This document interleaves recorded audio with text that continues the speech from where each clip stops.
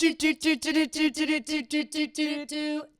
Watch. Welcome back to another episode of Taylor Watch. Happy Tuesday. Happy Tuesday. Happy Tuesday. Oh, watch out, Gio. We're singing too good. Oh, I know. Our voices are too beautiful. Our voices are too good. We have to be careful. Another thing to add to the list of things is that if we sing too well, we could also get in trouble for copyright. That's not even a joke. That's dead serious. We really have to not that we want to ever cut down on singing, but we do have to be a little more careful with our singing and maybe sing bad on purpose if we don't want to get clocked. Right. Like they've really been muting the songbird, and it's probably been the hardest thing that I've ever gone through in my life. No, it's crazy. Like, because I really didn't think that it was that serious, but it really is. Yeah. We were on Kelly's stream for Harry Potter. Our Harry Potter stream. And we were watching Goblet of Fire, and during the iconic scene where he's opening the egg in the water and the underwater mermaids are singing to him, Kelly and I were singing along, and that got copyrighted. It's literally 10 seconds. It's 10 seconds, and we were basically just being doing opera. Yeah, it wasn't even anything. So that's an aside, total aside. You know what it made me want to do though, Jay? As soon as I got home from that stream, I'm telling you, all I wanted to do was pour myself a nice, tall, ice cold glass of Pink Whitney.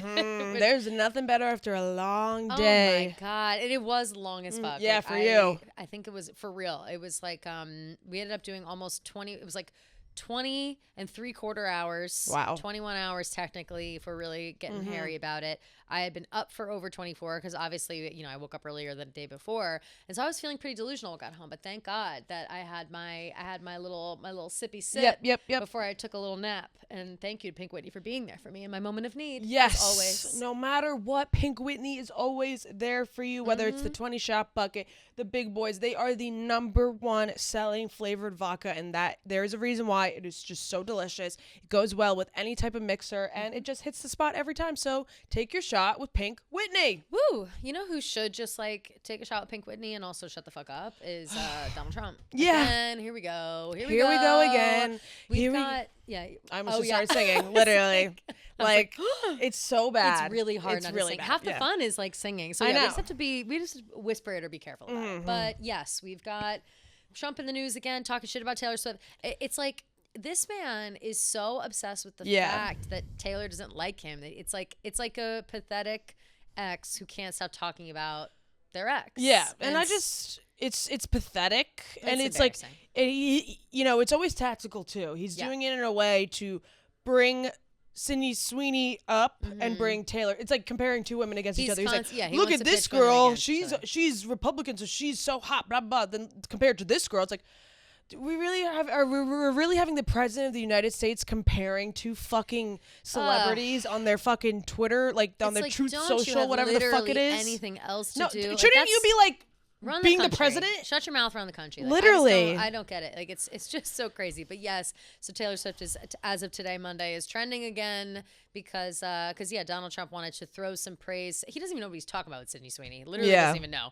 And he's just like, yeah, Sydney Sweeney's hot, whatever. And unlike that woke Taylor Swift, it's like, he sounds like a broken record in the worst way. And it's just so ironic, him saying, okay, Grandpa, let's get back to bed. Literally. Oh my God, it's embarrassing. It's embarrassing. It's crazy to me that him, of all people, are saying that Taylor Swift isn't hot.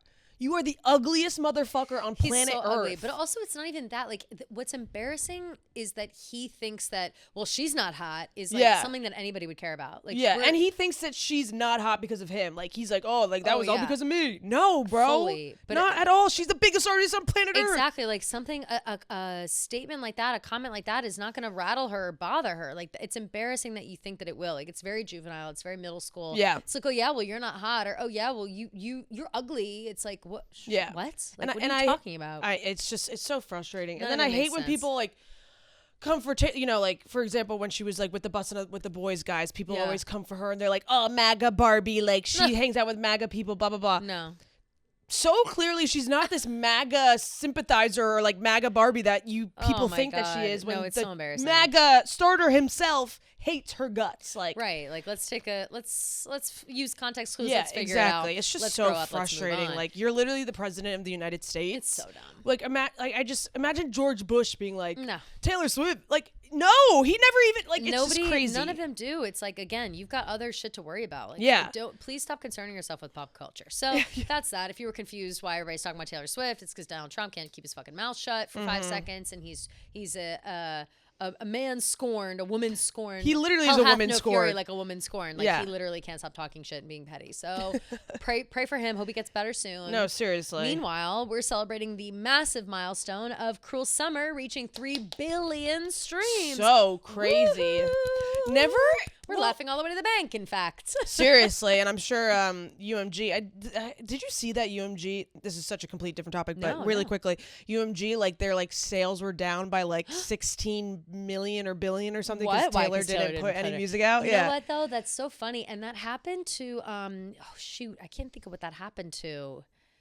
It happens a lot to companies that like rely on that hit something big, you know, or like they'll have like, oh my God, their sales this year were out of control, and it's like year over year it's impossible to hit because it was an anomaly essentially one year. And I think with Taylor Swift, UMG, her run, especially with the re-records and Tortured Poets and the variants and the merch and this and that and whatever, it's like, yeah, no, she's not doing anything this year, and so you gotta take that into account. Like, you can't set your year over year goals the same. Like, you have to bring into account that she's not putting out new shit right now. Yeah, and it's crazy that Cruel Summer can reach that many amount of streams and they're still taking like such a huge net loss. I know. But I mean, did you ever think that it would be Cruel Summer that would be like her biggest hit? No, probably not. But after Eras Tour, because it like, you know what actually bothers me too? Is that Taylor herself has said, like, we have Cruel Summer to open the tour. Yeah. It's like, girl, it's Miss Americana. It's Miss Americana as it opens the show. However, I do think that that Cruel Summer for kids and for like the start of the Eras Tour, you're watching the movie or whatever, I feel like it's a good like family song, kid song, whatever. Like, in the way that hearing it now, I'm not surprised. But if you told me when Lover came out that one day Cruel Summer would have 3 billion streams, I think I would be surprised. I would be super surprised for sure. Wait, we forgot to put it down on our list. Oh, or I forgot to put it down. Did you see Right Where You Left Me? Is broke records this past weekend? Really? Yes. Oh Wait, my God. I have to find it. I wonder if it's because of Conrad. Literally, yes. Olivia posted it, and it was like Right Where You Left Me has seen an increase in here it is. Oh my God. Taylor Swift's Right Where You Left Me was the most streamed song from Evermore on Spotify for the first time ever on July 30th. And everyone says like Conrad Fisher had something to do with this, I'm sure, with like the picture of him waiting at the restaurant. So 100%. That's like, so why funny. would anybody be listening to that randomly on Yeah. It's just, that's so funny. So so we've got Taylor's songs still hitting the charts always, and they always will. Yeah. But yeah, no, Cruel Summer hitting that milestone. Like, it's crazy that it's her most streamed song. Yeah, that is crazy. Yeah. But again, I think it's if you were to, in the same way that like everyone knows 22 or everyone knows like You Belong With Me. Yeah. I think Cruel Summer is in that echelon now. For sure Like, now. Cruel Summer is like, new Swift fans or younger Swift fans, like that's their You Belong With Me. Yeah, good point. Cruel Summer, Yeah, good point. So they pop off. But in the wake of that, we still have rumors galore. Rumors swirling. Rumors keep swirling everywhere. And it's like, I don't know, no one knows what to believe or not. This time the rumors are saying that there will be an announcement or some kind of drop in September of this year. We've got some troll guy saying it's going to be called Glorious Sunrise. There's no way. No way. But I will say, I said it was going to be called Sunrise. Remember? as like a joke. Yeah. But Glorious Sunrise is a lyric that she's already made. Is a glorious sunrise. Oh yeah, true. Talk about the that would have loved you. It's happiness. Baby. Yeah. Yeah. So who knows what that's about? I don't think it's actually gonna be called that, but I do think the argument to be made for like something being announced or released this September, like sure, I guess. Sure. I mean, she does love like a end of summer single leading into a November, October. Ooh, I just hit my funny bone. On the thing. My Ouch. God! Wow, directly on the thing. On it. Wow. Both these fingers are numb. Wow. You okay? Yeah. Ugh. Shake it out, shake it out, shake it off, shake it off. Shake it off. Shake it. I'm whispering. Shake it off. Shake it off. Literally. So so I don't know, the rumors, I don't mind when rumors swirl. I just would like something a little more substantial. Yeah, than me Joe too. Blow Rather than pop tings. Yeah. Like, what are we talking about here? Yeah. So who really knows what's going on with that? If a new album is announced / comes out in September, do we think that this will be like the one that everyone's waited for? Like TS12, blah, blah, blah, blah. Like, do you think, like, what would the tone be? I feel like, because, she's been not teasing, but like this new era that she's been kind of like slowly putting out with like the purple and the red and the pink and the. Yes. I guess it really has been teased for a while, technically. Yeah. If it is that, Yeah, right. If it is what we think it is. I mean, I'm assuming it's going to be some sort of like love album. Has to be. Which I'm very excited for. And I feel Me like. too. I feel like with Tortured Poets, it's not what we expected, but it was like everything and more. I feel like this album might be like what we expect, but still is gonna blow us away. You know what I mean? If that makes any sense. I agree completely. Yeah. It'll exceed expectations in one way or another. I feel yeah, like it 100%. I mean, like, does. no doubt in my mind. I'm very curious though to like what the sound is gonna be like. I mean, we've talked about this ad nauseum, but like the pop rock of it all, and and the Nordic pop. I wonder like which way she's really gonna lean towards. And I'm hoping it's more away from rock. I think we've got Olivia Rodrigo like covering the rock. Right. You know what I mean? Which we'll get into later when we talk a little bit about Lollapalooza, because she's popping off. Everyone's calling her rock star. Like that's like the thing. So we'll get into her in a little bit. But amidst these rumors, something did come across our desk that there is a potentially, well, no, not even a potential. It sounds like it's real, because Joseph Kahn, who has famously directed a handful of Taylor Swift's music videos, including 1980 Blank Space, if I'm correct. Joseph Kahn reveals Taylor Swift recorded a music video for King of My Heart, but decided to scrap it, believing Ready for It was the better single. I don't disagree. I don't disagree at all. It was definitely the better single. Yeah. But release the footage. No, release the release tape. King of My Heart. No, literally take it out of the vault. I wonder if that was something maybe that she was thinking about releasing. Sure. During if she was gonna do rep Taylor's version. Obviously, that seems like it's gonna be unlikely. Maybe we'll still get the vault tracks, whatever. But I mean, if she's gonna still do the vault tracks, she might as well throw this out there. I mean, any piece of extra information or something that got left out, we will eat up, obviously. Absolutely. And I love King of My Heart. Same. And it doesn't even have to be whatever music video was planned for that. It could just be like, a bunch of behind the scenes shit. Like I Can Do It With a Broken Heart. Like I'm okay with that, because I understand that King of My Heart specifically is, that's a specific song. Yeah. To be like, who's in the music video is my question. Like, right. I wonder, like, what about it? Like, who's the love interest and what does he look like? I'm sure the music video was so good. I bet it was amazing. I bet it's amazing. Is this the end of all the endings? Our broken bones are mending. Oh, the nicest. Sorry. I know. They're literally so like. I know. It's like how flattering though for us that we're so good that I know that they think it's real. Oh man. But yeah, so who knows with that? But I'm very curious about that. And I want to know music videos. Did he like what every single music video? I'm pretty sure I remember his name on the screen for Blank Space specifically. Let's see. Wow, he's done so many. A lot of her early ones. Style maybe Bad too. Blood. These are all like Endgame. It's in like alphabetical order by like how many. I want to do like what Taylor Swift music video, not every single one, because he's done so many. Yeah, he's a very famous music video director, and I think just regular director too. Look What You Made Me Do, Blank Space, Bad Blood, Wildest Dreams, Out of the Woods, Ready for It, and Delicate. Oh, there you go. Wow. Oh, Out of the Woods. Okay, so not Style. That's pretty crazy. And so all he's the guy. He would know. Yeah, he's the guy. He would know, and he's a reliable source. And so I don't know where. It doesn't say where he. I don't think it says where he said that. Yeah, they never like put the fucking sources. Yeah, it's so annoying.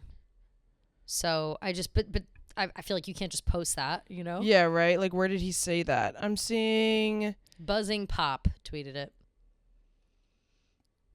Better. Oh, he was like he was on some sort of podcast. Oh, got it. Okay. Yeah. I don't know who that man is. I but see. Yeah.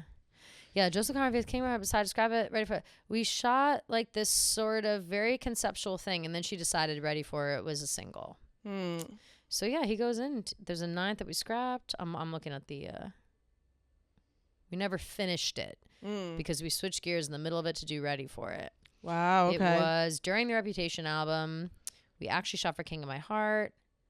We shot this sort of conceptual thing. Then she decided ready for it was a better single and just decided to go that direction.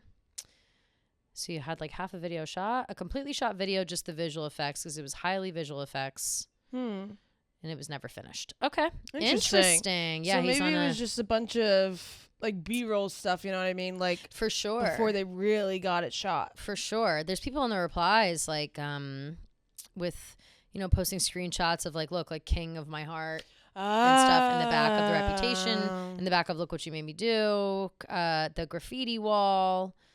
So yeah, I don't know. But then people in the replies are like, survey says fans want a Getaway Car music video for the rep re-release. Okay, chill. Let's not get greedy. You're gonna get what you get. You'll get what you get. Upset. Exactly. Get what you get, and you're gonna like it. Yeah, exactly. Literally. That's so yeah, funny, but that's fun. Joseph Kahn, I would love to have a longer conversation with him about music videos and etc. I've never thought to research interviews that he's done about these music videos. Maybe we should take maybe we should look-see, because how fun and interesting. Oh, there's nothing more cool to me than like shooting a music video. You're like, oh, I'm shooting a music video, like, and you can do like their whole concept and the idea and seeing it come to life must be so cool. I would love to do something like that. My problem, I would need to work with the person who understands what I'm saying, because I feel always that I know what I want. Describing it is really difficult for me for some reason. Like I can never really like fully explain what I want or the way things are done. But you just need the talented people who can put it together, and he's one of them. So shout out, Joseph Kahn. Joe, love him. Love you, King of my heart. King of my heart. King of my heart. Yeah. Oh. We also have another king of our hearts, yes, Travis out here pumping up his girl, commenting on Aaron and Carissa. Remember we talked about them last week, and their how they discussed hanging out with Travis and Taylor. Yep. And Travis commented on the video, the clip, like the or whatever, on the Calm Down podcast saying Instagram. That, yes, thank you, saying that Taylor was a 20 out of 20. So cute. I love it. And did he say like that weekend was like lit or something like that? Like, he was like, our time is so lit. Yeah, exactly what it said, but it was funny. It's in our Twitter thing. Back and forth. I'm trying to see if I can find it. He's so cute. Like the way that he just will always. He's always like, so here we go. He said, some of the best memories of the off season. Jimmy's Forever with like a bill or buffalo. With like a buffalo, emoji. So it's obviously some sort of inside joke. Definitely. Yeah, they must have gone like went to a restaurant named Jimmy or maybe they met a bison. Jimmy's Forever. Maybe they met a bison named Jimmy. This comment makes me have FOMO. Oh, for sure. Like they've got some of the best memories of the off season. That's a high compliment. Yeah, like what the fuck? Also Jimmy, like I want inside jokes. Like what do you mean? I want Travis like who's Jimmy? Is he the bison? Is he the restaurant? FOMO. Big time FOMO. Me too. So yeah, Travis out here just making sure we're all fed as usual. This was not in our topics, but I just need to bring this up because I was scrolling through my Twitter DMs. Yeah. Kelly thought that. Wait. I got so bad. Kelly thought that Role Model, the singer, was in the What does the Fox say music video, or no, the GMA it's like a GMA but for real, it does look just like him. Look at that guy. It looks just like him. Obviously, like Role Model for me came out of nowhere. I could barely, like, you put him in a lineup with people I maybe now today could finally pick him out of a lineup, but until like last week. Sure. I don't know who the fuck. I know what he looks like, but he looks like a generic white boy. Like I don't know. Like I just don't. I never really. I don't listen to him often. Like whatever. I'm not a fan. I'm just not a fan. And so, or a fan enough to recognize. Right. And so then someone puts this thing and is like, holy shit. Yeah, they said rare video of Tucker Pillsbury role model 30 years ago before fame. And so in my head I was like, wait a sec, how old is this guy? and then I was like, wait, this wasn't 30 years ago. What does the fox say? And then I was like, no, that's literally him. And then I went to go look up. I was like, holy fuck. Role model was what does the fox say? That's crazy. He must be my age, like blah blah blah. I went on this whole thing and then I looked up and they're like Swedish guys. Like it's certainly not role model. So funny. She said shut the fuck up and then LOL never mind. I said shut the fuck up, never mind. So funny. I was crying laughing at that. I was looking in the replies, like I mean it could not look more like him. And it really does look like him. And then I thought maybe it was like an SNL like parody that he was in. But then in the replies it was like, that's not Tucker. And I was like, I mean I couldn't even tell you that his name was Tucker. Like I had no idea. And then I was embarrassed, and then he has the cutest name, Tucker Pillsbury. Yeah, isn't that cute. like such a cute name? It is. It sounds fake. Yeah, like it sounds like a fake name, but it really does look like him. So funny. Oh my god, that was a highlight. Yeah, no, I got totally got by that. Totally got by that. Unbelievable. It's not him. He is not what does the fox say? No, he's not. Addressing the rumors. Yeah. Addressing the rumors. He is not.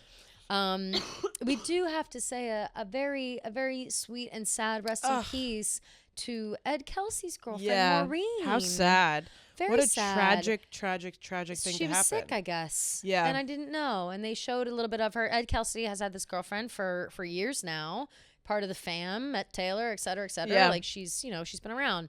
And she was sick for a while and she passed away, 74, I think. Yeah. Or 76. She said, or I was reading about it, and a lot of the times these articles are bringing up the interaction between her and Taylor, and she said that like one of the first times she was meeting Ed, Taylor meeting Ed, like she posted this picture with Ed and they were like really close together in the picture, and Maureen like made a joke and was like, hey, like that's my boyfriend, which is pretty funny. Yeah. That's hilarious. Yeah.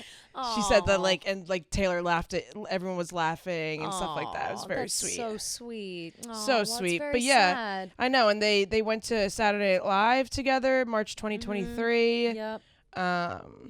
Said she's very, it's just so sad. It's just sad. You I feel also bad like, for Ed. I didn't know that he had a girlfriend. Oh, I knew. I knew. I don't know why I knew. Oh, you know why? Because he had a girlfriend and Donna did not have a boyfriend. So I always was like, oh, what's her, like, when's she going to get her a man? Like, I always thought, like, she's got to get herself, like, a cutie patootie or something, you know? Yeah. She passed away on August 1st, age 74, surrounded by loved ones.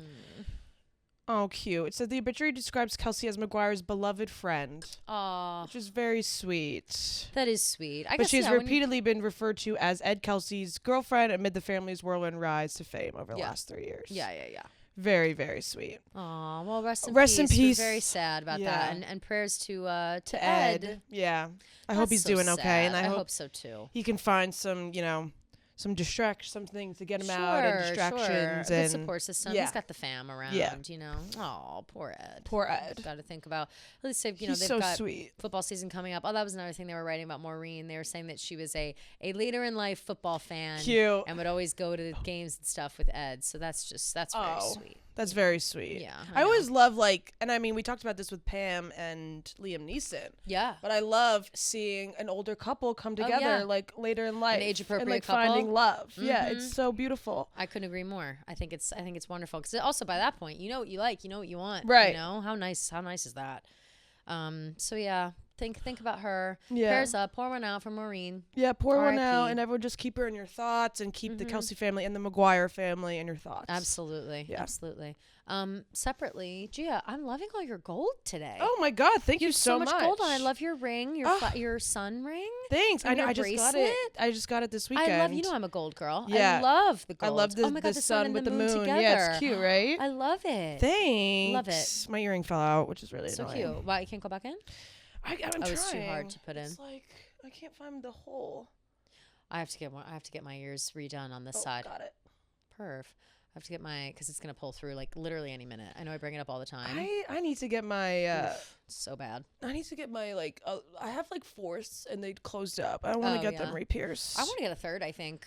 You should. I've been debating I've had two since I don't even know, 4th grade. Yeah. My first one I got in 1st grade and second one I got in 4th grade, and I've just had them forever, and I always am like, I'll get a third. And I never thought I always thought it would like I didn't have enough space for a third, you know? You definitely do. And I think I do. Yeah, 100%. And I love tiny earrings, so I think I'm just gonna do it. When they fix because when you go and you get your earring holes fixed, mine is just like from being on the phone, and right? Like, you know, when I was and you wear heavy earrings. I wear heavy earrings, yeah, but really not that heavy. Like I'm, and they always are like post up top, so they're not so heavy. Okay. But this is all from like growing up. I used to.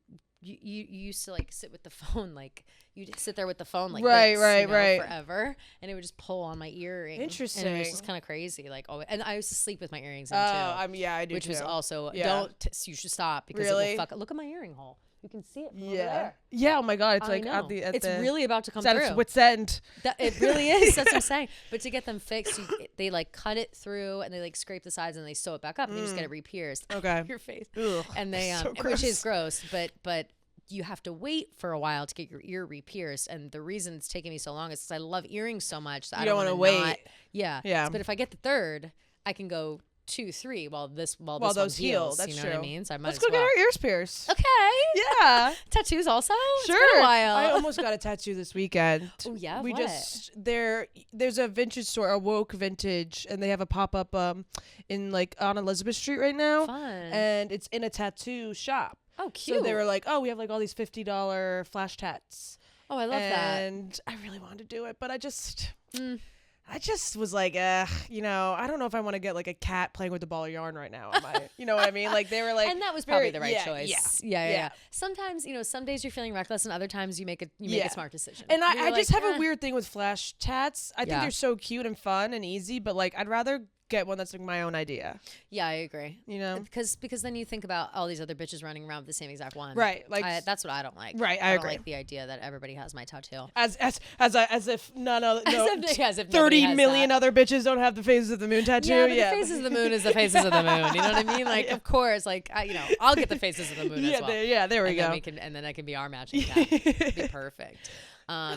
We do have a few non-Taylor things to get into, you know, Taylor adjacent as always. Well, let's start with Lollapalooza. Yeah. We've got Olivia Rodrigo, like we said. Yeah, she crushed it.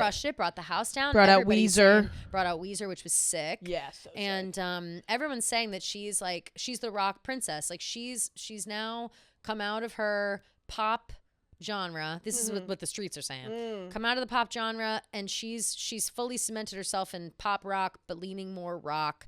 And I don't disagree. I don't disagree at all. I think that it's a really good avenue for her. I think she's already kind of been like teasing that. I feel like Sour was pop. Yep. Guts was a mix. Yep. And then I think the next one's going to be. And she is teasing. She came out her last night of Lala with a sparkly 3 on her t-shirt. So that was actually at Oshega Music Festival, which was last night. Oh, she headlined. Sorry. So she did 2 music festivals. Oh my God! I thought she was doing another night at Lala. Yeah. So wow. I only know that because Gracie also did Lala and Oshega. I think I'm pronouncing it. I hope I'm pronouncing it right. That? Where? Oshega. It's like somewhere so random. Like I want to say like Kentucky or something. Oh, what?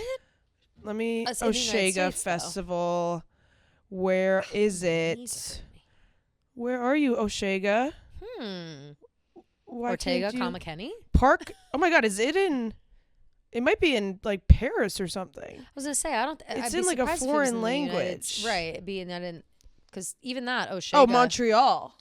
Got it. Close. Very close to Chicago. Yeah. Okay. I was gonna say the travel time that you must be exhausted. Yes. Okay. Montreal. Got it. So thank you for that. So she's in Montreal, and she came out in a t-shirt that has sparkly 3 on it. So people think she's teasing us. 3rd album. Also, her shirt was red. Yeah. And that's been a thing that like the Livies have been saying is a common theme. A lot of red. She's wearing a lot of red. Yeah. Even when she was doing shit in like Brazil and everything, she was wearing all red. Or Argentina. Sorry. Yeah.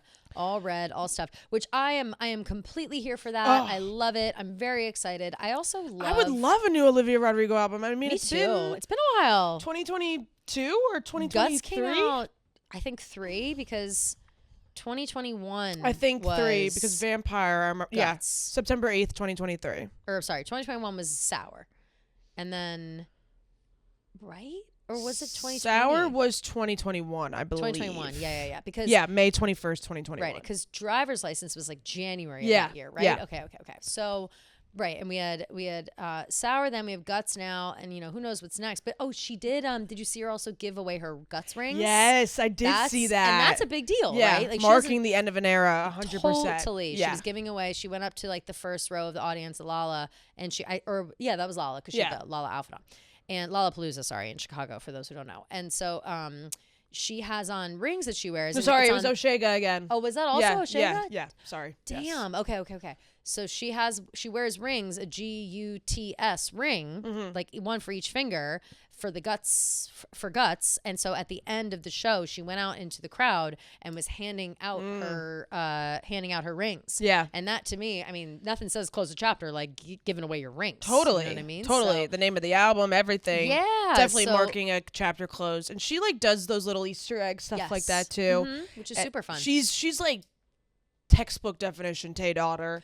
Big time. Like she can't help it. She can't help it. The way she moves, her mannerisms, the way she performs, the way she like talks, and like when she does like the look, look around. Yeah. Oh yeah. She's very Tay daughter, and I love that for her. Tay-coded. But she also has, branched out into her own. Whenever she gets into more of like the rock stuff, like I was saying, and I should have tweeted this. I said she's new Gwen Stefani. I love that. Put her as Gwen Stefani, and No Doubt. I was a massive fan of Gwen Stefani as the lead singer of No Doubt, and then obviously she went and did her solo career, Love Angel Music Baby. Obsessed with that album, and I think that this is Olivia Rodrigo. Like, I would love Olivia to come out with a song like "It's My Life," Oh, don't you forget, do do do do do do. You know that song, right? It never ends. Of course, that would be a sick song for Olivia to cover or do or kind of get in that vein. Yeah, agreed. Very, very excited about that. Also crushing Lollapalooza. Sabrina Carpenter, of course. Oh my God, when I was watching it. I don't know if it's live. I really couldn't tell. I think it was. I can live, never tell either. I never watch those things because I was watching it last night because Hulu does like Lollapalooza. Yeah, and when she brought out Earth, Wind, and Fire, like I literally got full body chills. So cool because you could just and same with Olivia obviously too, but like bring out Weezer. Yeah, like just cool, more niche artists that like just older artists. Yeah, older. I appreciate say, not niche, the young. older. I appreciate the young girls bringing out older artists and ones that are like artists that have transcended time. Obviously, like Weezer transcends time, Earth, Wind, and Fire transcends time. Everybody knows all their songs. Like they're so famous, obviously. But it is nice because there could be some people in the audience that don't know Weezer or Earth, Wind, and Fire or whatever that should. Yeah, and I appreciate these younger girls. Paying the respects. Yeah. And like Weezer, matches Olivia's vibe and like the Totally. type of music she's trying to go for. Earth, Wind, and Fire, same with Sabrina, matches their vibe. Earth, Wind, and Fire, Chicago. They're from Chicago. Oh, yeah. Like just so iconic and really smart. You have to think like whose ideas were they? You know what I mean? Like I would like to think, oh, that's Sabrina's idea, that's Olivia's idea, and I'm sure they agree and love the idea. But I wonder if they themselves were like, I got to bring out Weezer. I got to bring out Earth, Wind, and Fire. Like whose thought was that? And you deserve a raise. 100% Whoever agree. It was awesome. And it seemed like the show was so fabulous. Also, I didn't even realize that Sabrina wasn't the headliner. No, Olivia was, right? Olivia was, but Sabrina was. A$AP Rocky and Martin Garrix were the headliners. Oh. I know. So interesting. Well, people love like Martin Garrix. Yeah, I do. I will say I watched a little bit of his set too, and it was really good. Yeah. I'm sure. A$AP Rocky was just like running around screaming on a megaphone and like. I can't imagine he's a good performer at this stage. Yeah, it wasn't really good. There was like 20 minutes of silence between like each song. Has he come out with anything new in years? Like, how is he even like on the? I think he has come out with like one new song. A$AP Rocky. We're talking about Mr. Rihanna. Yeah. Okay. The baddie. And don't get me wrong, he's the hottest guy on planet Earth. He's so hot. Yeah, he's so hot and he's great, but I did not know he was even coming out. He had with a music. single come out called Pray for the Gang. Sure. Okay. All right, I'll add that to my list. I'll catch up. Okay. We'll be prying. One thing about me, I'm not a rap girl. I wish I had a phase. I had a phase for like Lil Wayne and I guess Nicki Minaj you could lump in there, but that's kind of cheating. Like those are like for white girls. Yeah, no, totally. You know what I mean? I dated this like troubled, boy when I was like a sophomore in high school, and he was like obsessed with every like single hardcore rapper. Rap. Yes. Yeah. I feel like girls go through phases where they either date the guy who's into hardcore rap or they date the guy that's super into like punk. Like punk rock. I was a punk girl. Like I know like Say Anything, Atreyu, like something corporate, Reliant K, like those things. Like that's my shit. Yeah, that's funny. But I completely missed all of the rap. So A$AP Rocky, I'm sorry to this man. Sorry to that man. Sorry to this man. I just don't know your shit. New music I do know and love. Ooh. Chaperone. Yes. Another banger. The Subway. The Subway. I mean, she's been teasing this song for like months and months and months. Yep. I think she performed it like maybe a year ago. I don't even know. Might have. I actually don't even. I kind of lost track because I didn't really love The Giver. Like it's fine, but it wasn't as much of a banger as like, you know, Good Luck Babe or Pink Pony Club or whatever. For sure. The Subway, put it up there. Yeah. It is, if you haven't listened to it yet, first of all, I highly recommend you go and watch the music video first. So good. So good. And there's just so much emotion in it. Like she's so good at like performing. And so the emotion that's in the Subway music video, I think makes the song more impactful. And I watched the video before I listened to it on repeat for an hour and a half while I was walking around Central Park on Sunday.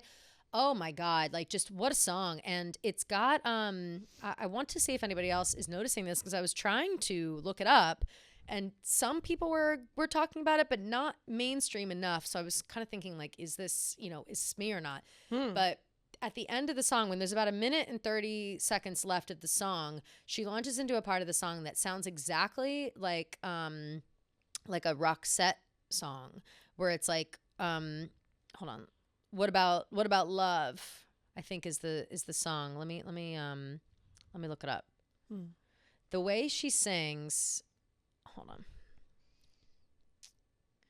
Let me tell you. Oh, it must have been love. There must have been love, but it's over now. Yeah. That last of the song is it's almost just the same to me. As soon as it started up, and it's different enough that it's obviously not like a ripoff. Yeah. But it's similar enough that I'm like, is she paying homage to Roxette and this? And it would make sense. Probably. For them. Like, I mean, and, like it's almost like a it's almost like sounds like a cover. Like it's so, to me, it's so spot on. So I'm curious to know if anybody else sees that. It Must Have Been Love by Roxette. And it's like the last 2 minutes or so of the Subway, and she kind of it's like a tone shift in the song. Interesting. And it just sounds so much like it, and it's excellent. Oh, so and good. So I was talking actually with Dante about it because I asked him and Colin, the guys on Barstool Backstage, because they like technical music stuff. So I'd asked them if they had heard anything about it because they also appreciate Chaperone, and they hadn't heard anything about it. But then we found out you should make a video about it. I know, I really should. But so, but we found out that Dante and I really like that kind of music. That, Cute. Like Listen to Your Heart, or like Total Eclipse of the Heart, like Blondie, the Go-Go's, like that kind of music I love. And I feel like Chaperone is kind of stepping into that kind of music. I don't know what you would call it. Let's look up right now, Roxette, what kind of band they're technically called. Because it's like synth pop, Swedish pop rock. I'm fucking dead about it. Same. That's what I'm saying. And if that's the kind of shit that Taylor Swift's gonna pull out, like I'm here for it. Like Ace of Base, I Saw a Sign, like those kinds of songs with that like strong female singing, but that's kind of like 80s sounding. I'm in. I'm all the way in. I love that. So I think it was. It was Ed Sheeran during that, like when he was getting sued for something.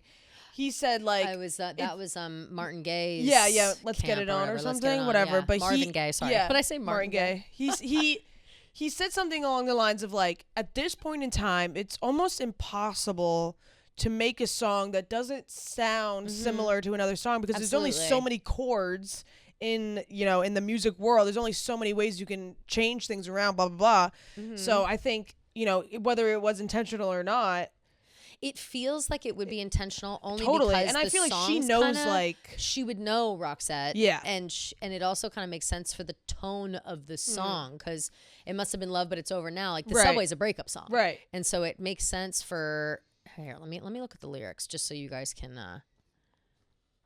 get to the point where It's the she's got away. She's got away. Like that whole part is just like must have been love, but it's over now. Like it's the same up and down, up and down. I'm just so curious if other people think it. So please let us know. Yeah.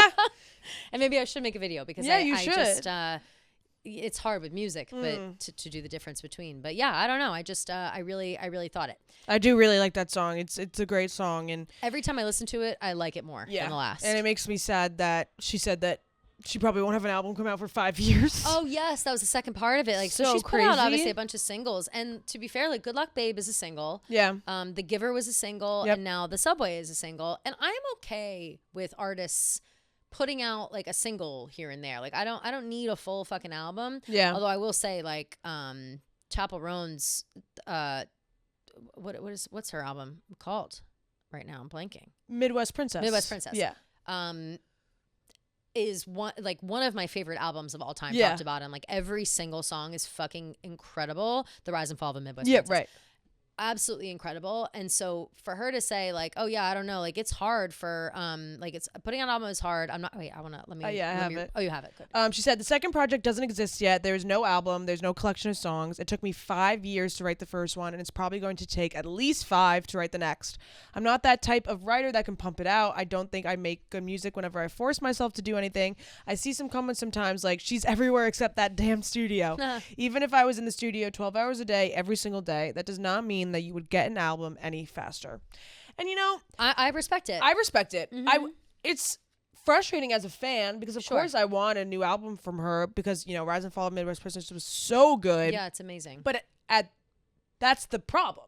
Yeah. Rise and Fall of Midwest Princess was so fucking good that it's a lot of pressure and it's going to take time to make something better or up to that level. Absolutely. So if it takes 5 years, I understand. I just hope that she can, you know, not keep her relevancy because, you know, I think she doesn't have an issue with being relevant, but, you know, keep making music so people know, like, when her sophomore album does come out, if that makes any sense. I agree with you, and I think that these, like, putting out these singles like this with an accompanying video, I think this is exactly the way to do it. That's very true. Because it is true, like, Rise and Fall of the Midwest Princess even came out years before it became popular. You know what I mean? Like 2 years before, maybe a year and a half before people started picking up on how good of an album it was. So imagine you put literally everything you have into one album and it's like, it's received well and people are like, oh, whatever. So you're like, fuck, all right, well, I guess back to the drawing board. Yeah. And then like 2 years later, all of a sudden it's the biggest fucking album. You're winning Grammys for it. Like whatever. Like it's such a shift where you're like, fuck, okay, I guess the demand is there. Yeah. And so now what do I do? And she keeps calling it like her sophomore album. And I appreciate that because I do think that by the time it comes out or by the time she writes stuff, like you want almost a different sound, a different perspective, a different everything. Like when we're you know, you can't compare anybody to Taylor, but for Taylor, the speed in which she puts out albums, like she put out Folklore Evermore so fast, and that was because she couldn't stop writing, and she was writing about like quote unquote other things, like not about herself, you know, like so she says. Yeah. But I do think that there's an element of that where it's like, yeah, if she was putting out 3 albums, Lover, Evermore, or Lover, Folklore, Evermore, all 1 year apart. Yeah. All songs about herself. It's like, how did you come up with so much material? You know what I mean? Like, how have you had so many feelings and lived so much life and whatever? Like, I don't think Folklore Evermore come out if she doesn't have the creative liberty to like, you know, add elements to the stories that maybe aren't truthful. And so true to whatever is going on. And so for Chappell, I think she very much writes what's happening in her life. Yeah, 100%. So if she's going to start writing an album that's like about other shit, sure. But if she's going to write about experiences in her life, like she needs more experiences in her life to happen. And The Subway, I think, is a really, and maybe it's just you know, I'm nostalgic because New York City and it's very New York. And, you know, she's literally talking about like the experience she's talking about of like, waiting for the day that you're just someone else on the subway and you don't like, you know, break your fucking neck because you think you see your ex going around like that. That's such a feeling that you do long for, like where, you know what I mean? So it's very relatable in that way. Oh, her music is so relatable. Good. Yeah, so good. Really, and like, really good. The way that she can like paint emotions in a very realistic like way is she's so interesting. Her lyricism is so interesting. And I'm very happy for her. And I feel like if it's going to take 5 years, I will be sitting here waiting patiently. Yeah, I'll be sad. I'm not going anywhere. No, I'm not going anywhere. Chaperone has me for life. Like, I still listen to, I wake up, I put on like Rise and Fall of a Midwest Princess. That's album's so 4 years old at this point. Like, I love it. Love it, love it, love it. So shout out to her. Go listen to the new song. Like I said, though, watch the video first. I think that I'm sure you've heard it already, but the video is so good. The video is really good. And there's just so much emotion behind it. I love it. Yeah. Okay. Also, we've got Matty Healy calling the Paps on himself. Yeah. Having a conversation with his mom. Apparently. Maybe allegedly. We're not sure. I mean, it was Backgrid. So, like, Backgrid's kind of known for being, like, the paparazzi that you call. Yep. But not all the Not time. always. That's not always the case. So, this could be authentic. Who knows? There's a video going around of Matty Healy outside of a restaurant in LA, I believe, with his mom. And they're like sitting on the curb and she's crying and he's like smoking a cigarette and he's like talking to her about something and she's crying and he's comforting her. And it all seemed, and they like are looking at the paparazzi the whole time. Yeah. Like, that's what makes me think, like, did they call them or are they just looking at those people trying to figure out if they're paparazzi? Yeah. Like, who knows? The rumor that they called them is, I think, only because of the Backgrid part. Agreed. Yeah. Also because it kind of looks strange. Like, it's just they're very much out in the open with no one around and like inside of a restaurant, like having like an empty wall, having empty like a really street intense almost conversation. too. Yeah. Who the fuck knows what that's all about? I have no idea. It was weird. It was going around. Very weird. And like if Denise like was trying to get the sympathy, like it's not gonna work. Sorry. I don't know what that like I just don't know what that's about. Yeah. And I just I won't feel I have a hard time feeling sympathy for Denise. Yeah, me too. You're Welsh a grown woman, you're a general. mother, like maybe you don't need to like constantly bash on a woman, like completely it's fine. or You're it's good. just like, what is this conversation? Why don't you go home and have this conversation? Like, why are you guys having this conversation outside? Like, I don't know, just weird. But yeah, they got sniped by paparazzi, but not the only reason that Maddie was in the news. We have Margaret Qualley doing a little bit of press for she's got, what is her upcoming movie? It's this spy thing or detective thing. Yeah, it's like some sort of like gay detective movie or something. I like don't know this, but all of a sudden she's like everywhere. Like I'm seeing her do press, and I'm like, oh, for what? Yeah, wait, let me see if I liked the tweet. I thought I did because it was so funny. It was literally like Margaret Qualley is like said that she embodied Matty Healy. Hold on, let me see if I can find it. Yeah, which is why we're bringing it up, which is hilarious. I can't. Oh, here we go. Margaret Qualley tells Cosmopolitan that she channeled Matty Healy for her role in Honey Don't, where she plays a queer detective. She's a bit like a cool guy player. I don't know why, but for some reason I made my physicality kind of like Matty Healy. I tried to do it like Matty Healy would do it. I got to feel what it would be like to be a guy hitting on a girl. And it's funny because her character is described as blunt, cocky, detached, rude, irreverent, asshole-ish, cold, and dismissive.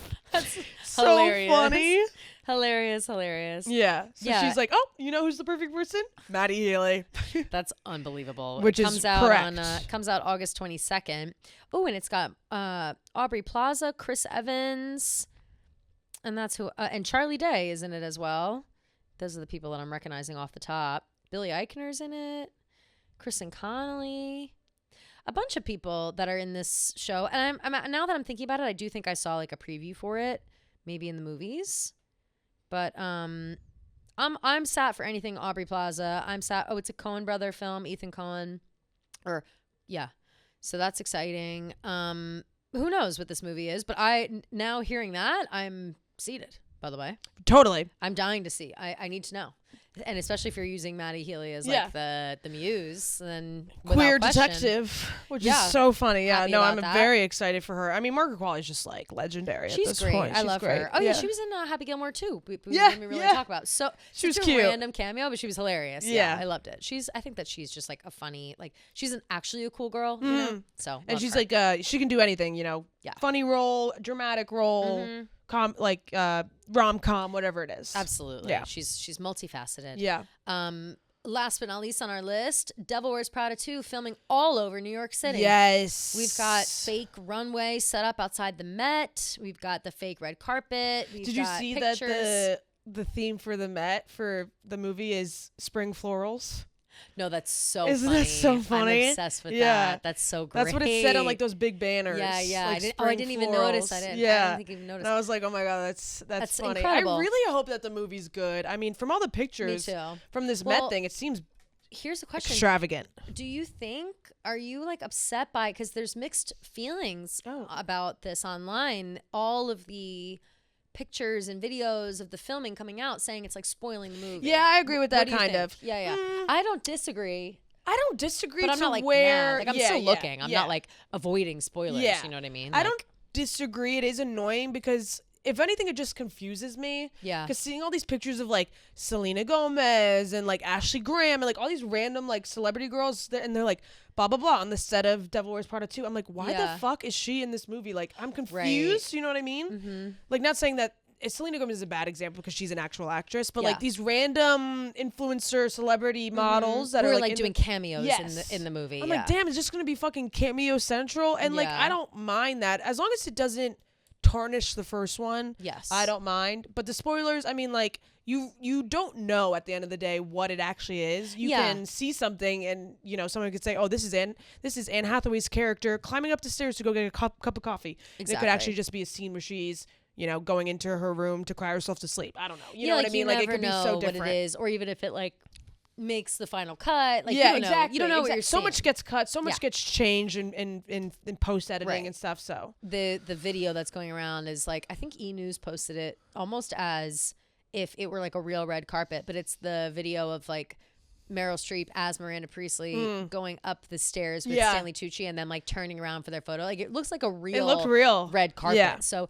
I do think that that's awesome, and I do kind of like that as like a teaser for the future, you know. And I trust Anne and Meryl. Obviously, I trust Anne and Meryl and Stanley and everybody involved. Yeah, I trust everyone involved. I think that it's exciting and fun. I do think though we have to like let's not Happy Gilmore this where everybody gets all pissed off about the movie itself not being that good. This movie exists because we wanted it to come back. We wanted the cameos, and we want it to be silly and for it to be the same thing. Like, don't let it ruin the first, but also manage your expectations. You know what I'm saying? 100%. Like, it's not going to win an Oscar. Right. We already know that. Yeah. So let's just enjoy it for what it is. Agreed. Holy shit. Forgot to add something to the bottom of our list. Oh my God, what? And just like that, being canceled? Oh! Just as it's getting good? Finally? Did I not just say? Finally, it's gotten good, season 3. Yeah. That we're back. We just want to see these women in situations. What a weird way to announce that it's over. I'm like devastated. Halfway through the third season? There's only 2 episodes left. Oh, okay. But still, like, if anything, that's even weirder. They're like, oh, by the way, these last 2 episodes are the final 2 episodes. I know. So they said that they did that because they didn't want the whole conversation around this season to be that the show is getting canceled, which I don't disagree. I get that, yeah. It's like once they announce it, it's all anybody's talking about, right? Obviously. So, but it does make a lot more sense with like, spoiler with the Aiden of it all. Makes a little bit of sense why that's kind of wrapped up. So she's gonna end up single? Yeah. Which people are pissed. People are like, what the fuck? Yeah, I mean, like, I feel like the whole thing with Carrie, and like, no offense to Carrie, but like her whole personality is having a man. Totally, but maybe that's the lesson. Maybe that's the lesson where it's learned, like your personality doesn't have to be a man. Damn. And she does. I mean, again, this is from this point forward. It's and just like that spoiler. So if you're not caught up, you got to catch up. Yeah. She does end up sleeping with that guy downstairs, okay. the like author or whatever. And after rejecting him though, she like went to this party with him. She like thought maybe this will be more. And she went and it was fun. And she had a good time or whatever. And then he like invites her back, invites her downstairs, and she says no. And she starts going upstairs. And then she's like, wait. And then it's like typical Carrie. She like runs, jumps in his arm. They hook up, whatever. But then he's like, all right, well now, I'm back off to London, and this is what it was going to be. And she was like, yeah, agree. Like they mostly were both on the same page of like, this was never going to be anything, but this was like a, fun. This is a fun thing. Right. And so I guess the point will be like, it's okay that she's by herself. She can still have fun, and she knows what she wants. And they did. I like that. She's cranking out a book though. Like she is writing a book that's set in like not medieval times, but like in like old English countryside, or some like Outlander, like a Bridgerton type, like something like that. And so, but she's writing about her own life, just in the tone of like people in the colonial times or whatever. And so, she's like cranking out this book, and it's supposed to be her best book ever. The author's really impressed like by her work and how fast she's writing it and whatever. So it's like, as always, she crushes her career. Like, nobody crushes a career like Carrie Bradshaw. Right. And I respect the fuck out of that. So I don't know how it's going to end up. We got 2 more episodes, so we'll see. But I don't know. I'm just sad because that tweet that I talked about where it's like we don't care what it's actually about. We just want to see these women in situations. Like that's literally what it is. And like now I'm sad again. Like they brought it back and it was fun and people made fun of it. And I knew that people making fun of it at the beginning were going to regret when it left because it was fun to make fun of, but we all loved it. And I feel like people don't like, I don't know. Maybe the general public or maybe the people making it, they don't think about that. It's like just because people make fun of it or just because they talk shit doesn't mean it's not like a good show that people are watching. And I can't imagine the viewership is low. And I don't even think they said it. I think Carrie basically said something like, it's time to like hang it up. Right. And then we've got like possibly cryptic posts from Kim Cattrall. You know, there's drama. Someone said in the last episode, Kim Cattrall flies in and kills them all. That's what I keep saying. Like Kim Cattrall, it's all a big dream and it's Kim Cattrall. Like, you know, they're all dead.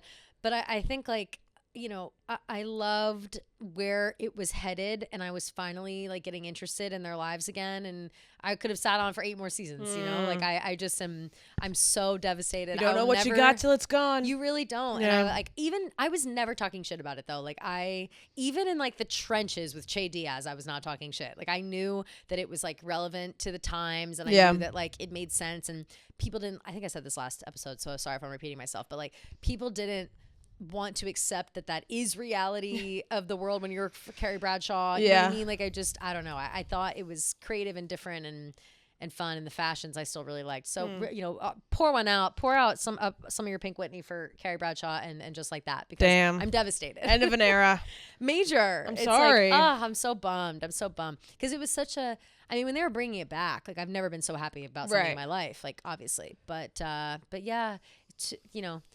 Goodbye, you're bigger than the whole sky. At least they got to use one Taylor song before. Just a short time. And again, like this season, I swear, was the peak. Like that point with using that song, I was like, oh my God, they've got it. Like I'm hooked. And that's kind of like opening the door for more to happen. That her and Aiden break up completely. And also like we've got the cancer scare with you know what's his face. Steve? Miranda? No, that's Harry Steve too. Harry, thank you.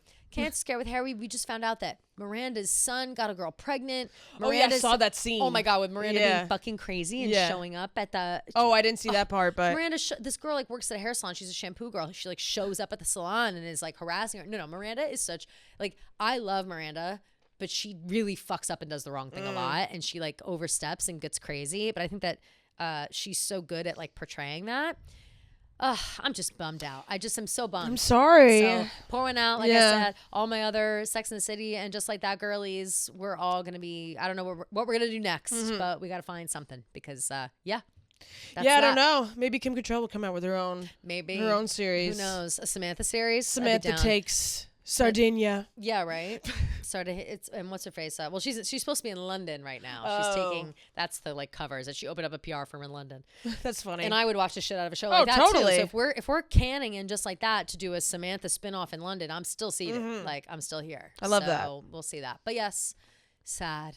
Sad. Hate to end it on a sad note, but that's that. Well, there was actually one thing that I did want to talk about that we forgot to talk about with the whole Lollapalooza stuff. Just because I was watching Lollapalooza and I was watching this girl group called Cat's Eye. Oh, yes. Yeah, and it's KATSEYE. And they, you know, I'm trying to figure out like a literal cat's eye. Yeah. Cool. I'm trying to figure out the lore of this group, but I think that they were like made on a Netflix show. Like Netflix had this show where they like probably built like a band or something. Yeah, something like that. Yeah. Yeah, and it was like this competitive reality show. That's how Danity Kane.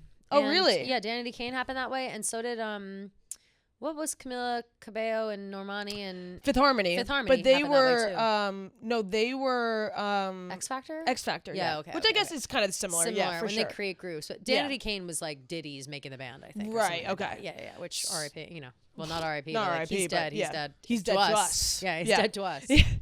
But you know, so I was just watching these girls, and they have this song "Gnarly" that's like super popular right now, and they are just busting their ass on stage. Yeah, hell yeah! Insane choreography, dance breaks. They're singing live. Like their outfits are all so cute. There's 6 of them.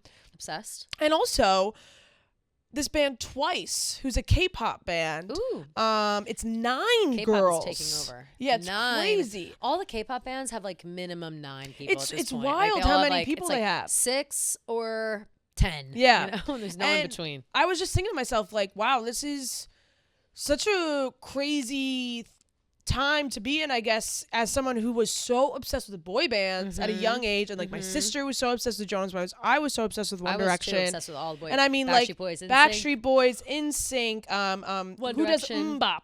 Oh, Hanson, Like One Direction. Yeah, like there was so many Dream Street, baby, down on Dream Street. so many boy bands that LFO. I was obsessed with, and so many girl groups that had such a hard time getting famous. Extremely. Fifth Harmony. Well, it's like you think back to that time. It was Little like, Mix. It was like Little Mix. It was like Spice Girls was the only one Yeah. for years and years, and then we finally started getting like Little Mix, Fifth Harmony. But like they Danity never Kane. really popped off. No. I mean, Fifth Harmony, of course, Little Mix, they had hits, but like But they broke them all never, up. You know what I mean? Like as groups, I feel like they did okay with a couple of songs. You know, Work From Home, best song ever. But then they all did like solo shit. You know what I mean? Like right away. Like, I feel like there was never a time where they were all as this group for a very long time.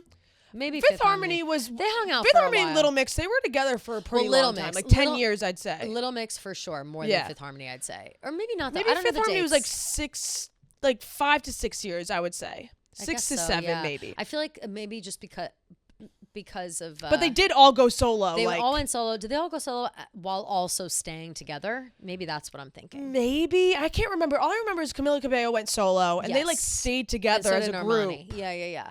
And then I think when they broke up, Normani went solo, and that other girl Got went it. solo. I forget the rest of the name.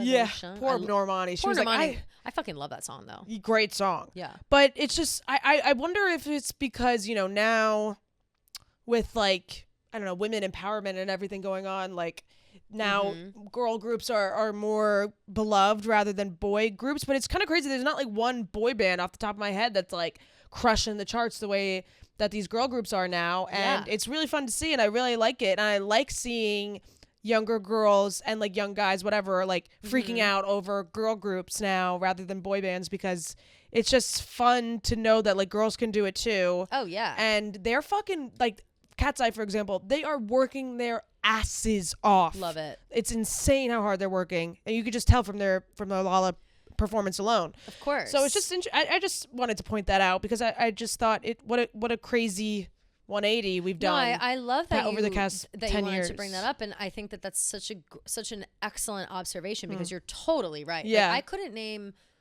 Dead serious. Name one boy band. Yeah. Right now. I can't. Besides BTS. BTS, and they're not even technically together right now. They're not putting out new stuff, right? They're not together right now. They're on still hiatus. waiting for one more to get removed from the army.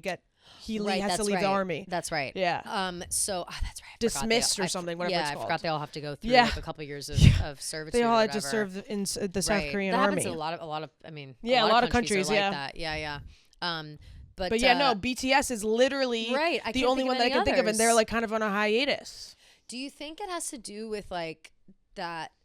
Like, obviously, we love it. Girl bands, girl groups, girl power, obsessed. Do we think that guys are reluctant to form bands together that aren't rock bands? Because I feel like it's like if a guy group gets together now, maybe because of that stigma of boy band, right? Maybe they don't want to. Maybe that's the thing. And you know, and I feel like oh, it's gay to be in a boy band. It's like that sucks. That's not the cool thing nowadays with like Andrew Tate and Trump and all this, like, all these people like that's discouraging. Trying to push like masculinity. I do wonder if that's like if that has something to do with it. But interesting. I mean, maybe with all these boys sitting down and just kind of biding their time. Yeah, it's made room for the less for boys the, the better. Through. Yeah, I know. I'm fine with that. Yeah. Totally fine with that. But I do wonder the shift, and I wonder if other people are noticing it too. Like, I wonder if it's like an industry. Will we ever get another One Direction? Like, will we? I don't know. I don't know. Because it's like, I do feel like the girly pop fans go crazy for like the guy, like Role Model. For they sure. love Role Model because he's him. like one with the girls. Everybody likes him. But if we had a band of him, that'd be great. Right. I'd be down. I'd totally go see him, whatever. I just saw is out performing again is Big Time Rush. Big Time Love Rush them. is doing like all kinds of shit now. Yeah, they opened for the Jonas Brothers during that thing that Francesca and Rhea did. Over the weekend. Yeah, yeah, they're touring. Yeah, they're touring right now. People are popping off there and stuff, and I was like, that's fun and nice.